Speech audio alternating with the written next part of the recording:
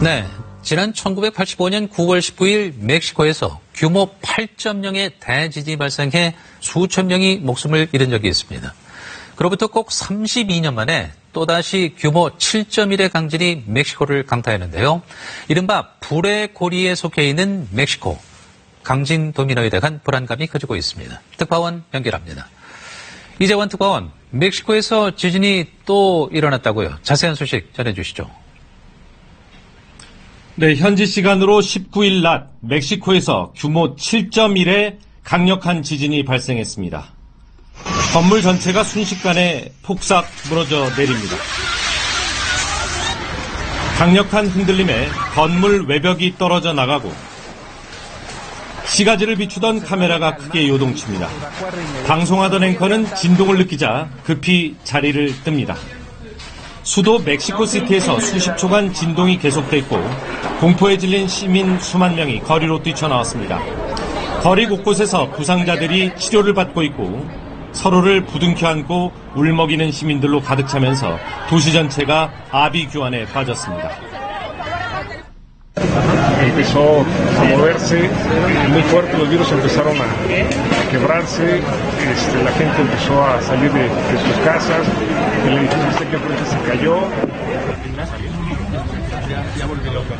미국 지질조사국은 멕시코시티에서 남동쪽으로 123km 떨어진 라보소 지역이 진앙이라고 밝혔습니다.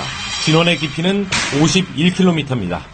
지난 7일에 규모 8.1의 강진으로 인한 피해가 가시기도 전에 또다시 지진이 발생하면서 멕시코 국민들은 큰 충격에 빠졌습니다.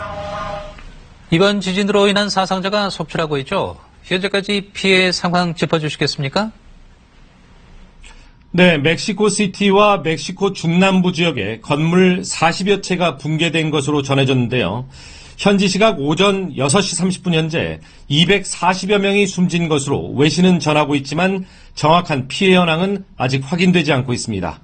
멕시코시티에 위치한 한 초등학교도 강진의 여파로 붕괴됐습니다.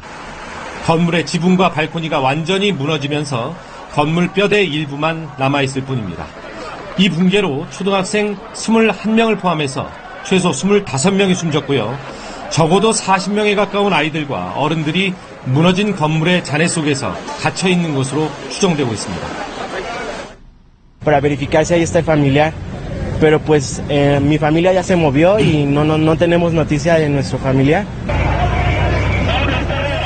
라레도 거리의 8층짜리 건물도 통째로 주저앉았습니다. 지진 진앙지인 푸에블라주와 인근 모렐로스주 역시 직격탄을 맞았는데요.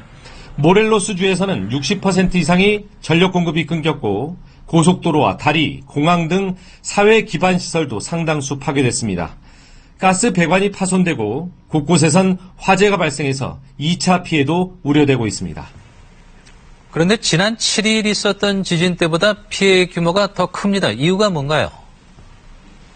네, 이번 지진은요, 앞서 발생한 지진보다 규모는 작지만 내륙에서 발생해서 피해가 더 컸던 것으로 보입니다.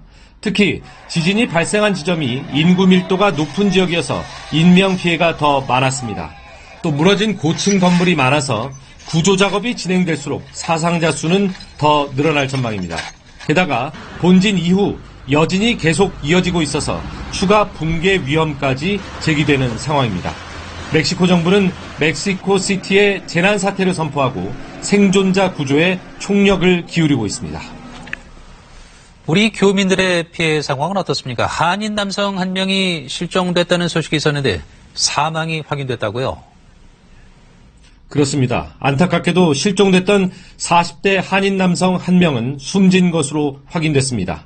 멕시코시티의 한인 소유 5층 건물이 무너지면서 이곳에서 일하던 41살 이모 씨가 연락이 두절된 상태였는데요. 주 멕시코 대사관은 현장에 담당 영사를 급하게 파악한 결과 이 씨의 시신을 확인했다고 밝혔습니다. 붕괴된 건물에는 20여 명이 갇혀 있는 것으로 알려졌습니다.